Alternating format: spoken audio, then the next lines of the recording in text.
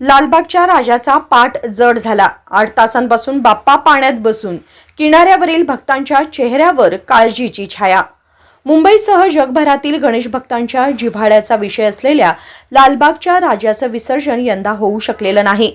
गेल्या 8 तासांपासून लालबागच्या राजाची मूर्ती गिरगाव चौपाटीवरील समुद्रात बसून आहे।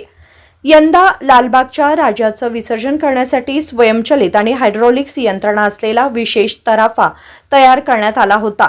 मात्र लालबागच्या राजाची मूर्ती या तराफ्यावर चढत नसल्यानं गेल्या 3.5 तासांपासून हा गणपती समुद्रात 4 ते 5 फूट पाण्यात बसून आहे।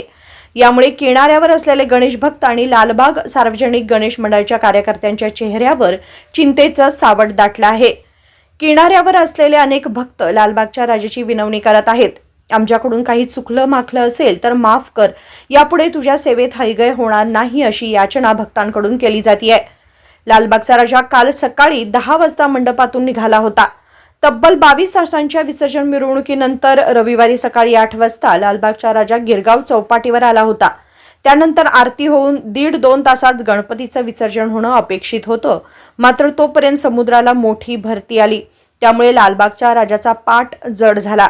हा पाठ स्वयंचलित तराफ्यावर चढत नसल्यामुळे लालबागच्या राजाचं विसर्जन रखडलं आहे। यापूर्वी लालबागच्या राजाच्या विसर्जनासाठी वापरण्यात येणारा तराफा वेगळा होता। Bureau report, SBN Marathi, Mumbai.